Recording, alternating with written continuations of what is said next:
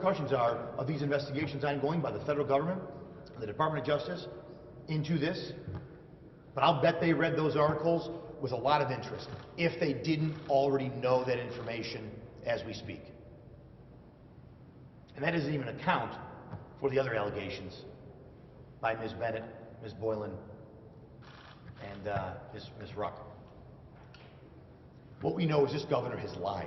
He has lied to the legislature and he's lied to the people of New York. And we just extended his ability as if he's going to, all I heard about on the floor is transparency. We're restoring transparency. This is like having a gentleman's agreement with someone who's not a gentleman. Okay, it doesn't count. This governor is not going to be truthful. He hasn't been truthful. And according to Senator Gineris, he lied when he said it was a deal between all three branches. I don't know. You can, either he's lying or they're lying. They're lying when they say it rescinds his power. It does not rescind his powers. They would have you believe that now we've gone from one-man rule, and now it's one-man rule, but he has to tell two other people what he's doing. And none of their comments changes the validity of the orders. So yeah, they get to make comments, but it doesn't mean a darn thing. And that's why this conference voted no. We've introduced, you all know we've introduced a resolution each and every day to rescind the governor's powers. They voted it down each and every day. Now, Senator Gineris says, well, you can introduce resolutions on specific directives. So could they, and they didn't. Not once. They haven't been interested. They are not interested in governing. They want the governor to make all the hard decisions. They want the governor to take all the criticism. And they want to stand, I guess, in the background. And that should be shameful to every New Yorker who elected them to office. My colleagues, I am proud to tell their constituents and our constituents and New Yorkers across the state, we are willing to do our jobs. We can make decisions regarding the public health. Senator Gineris says the legislature values public health. If we value it so much, then we should be and can be responsible to issue laws, to support directives, to protect the public health. No one is suggesting that we're just going to act or deny that COVID is a real virus, is a real pandemic. No one up here has denied the existence of COVID-19. What we've denied is that the only person who can keep us safe from COVID-19 is Governor Andrew Cuomo.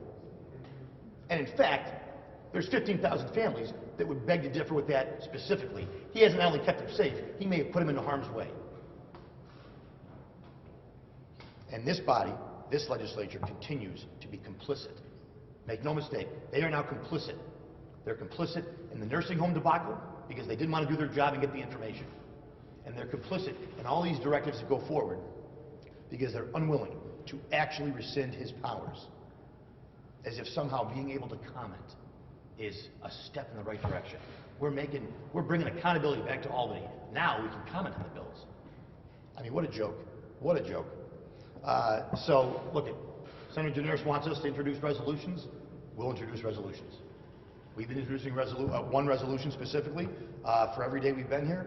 There's going to be a lot more coming, from everything to specific directives all the way to a full rescinding of the governor's emergency powers. The people behind me believe that we have a job to do and we can do it as a co-equal branch of government. This bill doesn't do that. We haven't been doing that for the better part of a year. And we will not stop until we are there. And make no mistake, today we are not there. In fact, I believe we have actually taken a step backward. And with that, I will take questions. Question? So, a lot of state lawmakers keep saying, you know, if this report from the Wall Street Journal and the New York Times can be verified. But the state last night, when they put out their statement, they didn't deny that the report was not accurate. They were saying that, you know, these nursing home deaths, just they can verify them, almost confirming the Wall Street Journal and the New York Times report. So what do you think is next? I mean, the legislature hasn't been really moving on subpoenas or anything like that. So what do you think is the next step? Yeah, I mean, if you know, maybe if there's one more report, then maybe the governor would have to step down, right? Maybe if there's one more person that comes forward, one more scandal, then that might be enough for the legislature to get back to doing its job. Morgan, look, you're 100% right. The story confirms the governor lied, and his administration lied. And what's worse is they actually, the New York Times did a piece a couple months ago, or weeks ago, that 9 employees from the Department of Health left. Well, now we know why. Because I'm sure, as medical professionals, they found that report to be not only offensive professionally, but wrong. And they didn't want their name attached to this administration's handling of the pandemic. As we said before, he's not following the science medically, he's following the science politically. This is about political science, not real science.